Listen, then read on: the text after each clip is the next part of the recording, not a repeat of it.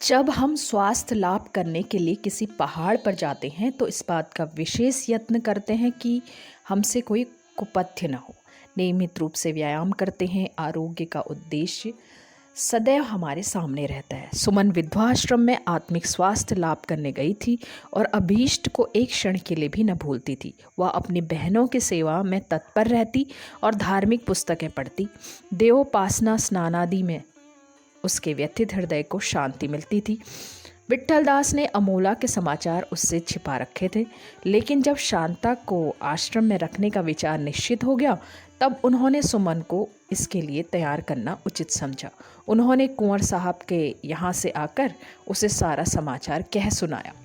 आश्रम में सन्नाटा छाया हुआ था। रात बहुत बीत चुकी थी, पर सुमन को किसी भांति नींद न आती थी। उसे आज अपने अविचार का यथार्थ स्वरूप दिखलाई दे रहा था। जिस प्रकार कोई रोगी क्लोरोफॉर्म लेने के पश्चात होश में आकर अपने चीरे फोड़े के गहरे घाव को देखता है और पीड़ा तथा भय से मूर्छित हो जाता है, वही दशा इस समय सुमन की थी। पिता, माता और बहन तीनों उसे अपने सामने बैठे हुए मालूम होते थे। माता लज्जा तथा दुख से सिर झुकाए उदास हो रही थी। पिता खड़े उसकी ओर क्रोधोन्मत्त रक्तवर्ण नेत्रों से ताक रहे थे और शांता शोक, नैराश्य और तिरस्कार की मूर्ति बनी हुई कभी धरती की ओर ताकती थी और कभी आकाश की ओर। सुमन का चित्त व्यग्र हो उठा। वह चारपाई से उठी और बलपूर्वक अपना सिर पक्की जमीन पर पटकने लगी। वह अपनी ही दृष्टि में एक पिशाचिनी मालूम होती थी। सिर में चोट लगने से उसे चक्कर आ गया। एक क्षण के बाद उसे चेत हुआ। माथे से रुधिर बह रहा था। उसने धीरे से कमरा खोला। आंगन में अंधेरा छाया हुआ था।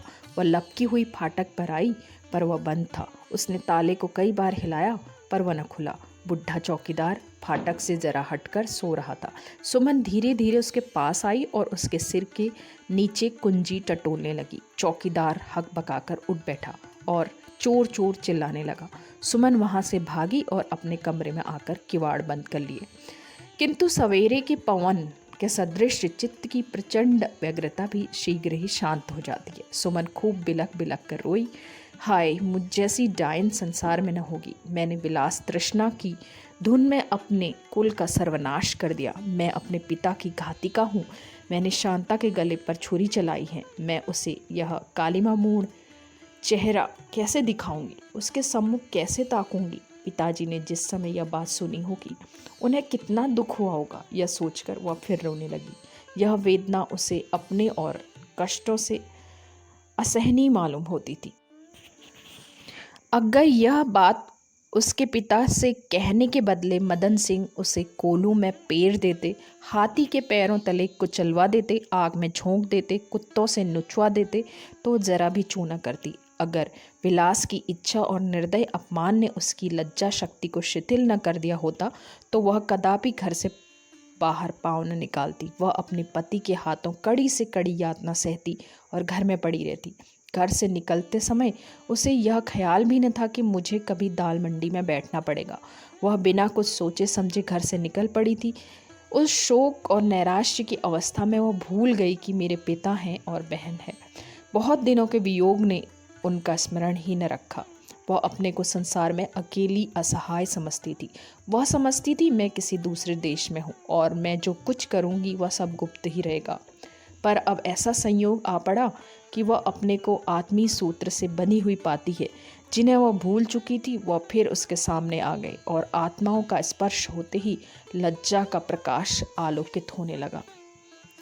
सुमन ने शेष रात मानसिक विफलता की दशा में काटी। 4 बजने पर वह गंगा स्नान को चली।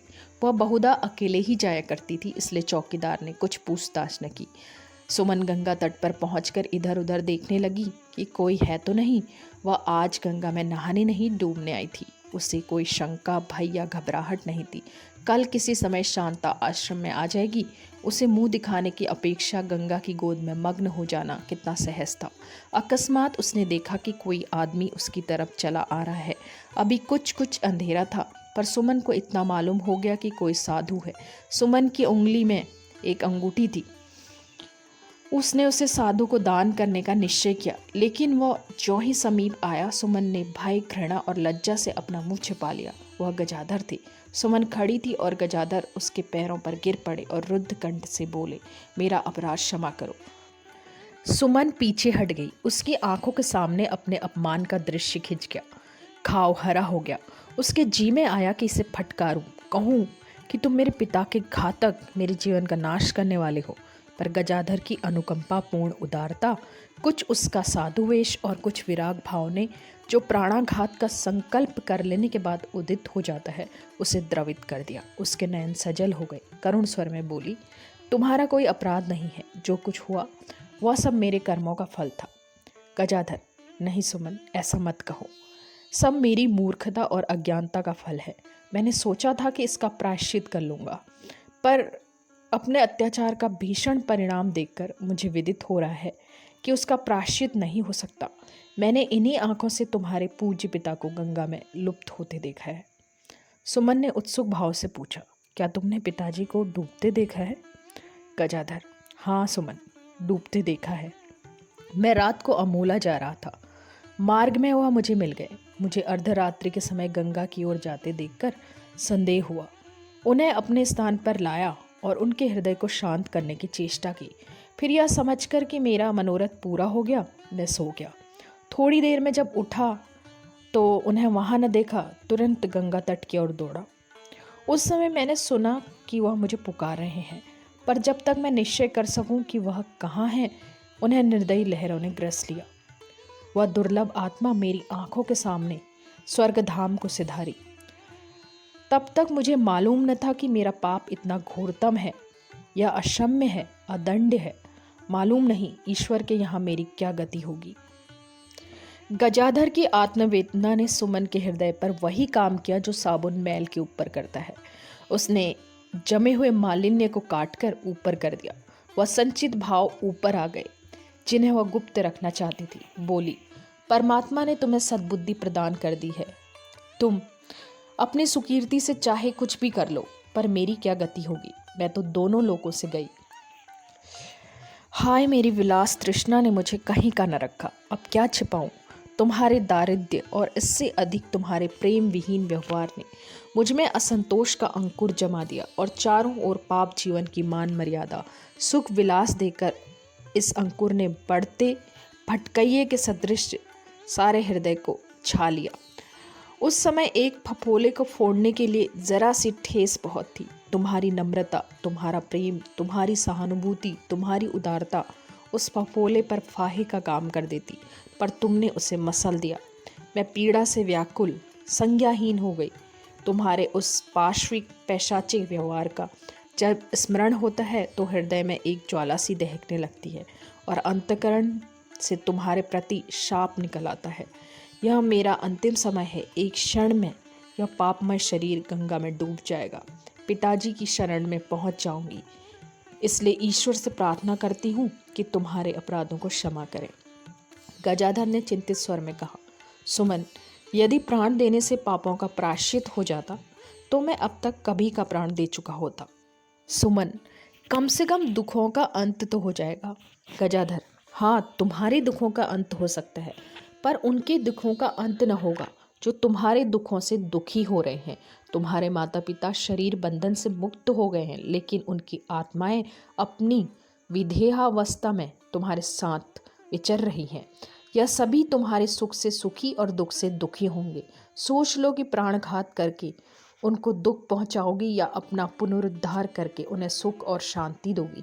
पश्चाताप अंतिम चेतावनी है जो हमें आत्म सुधार के निमित्त ईश्वर की ओर से मिलती है। यदि इसका अभिप्राय न समझकर हम शोकावस्था में अपने प्राणों का अंत कर दें तो मानो हमने आत्मोद्धार की इस अंतिम प्रेरणा को भी निष्फल कर दिया।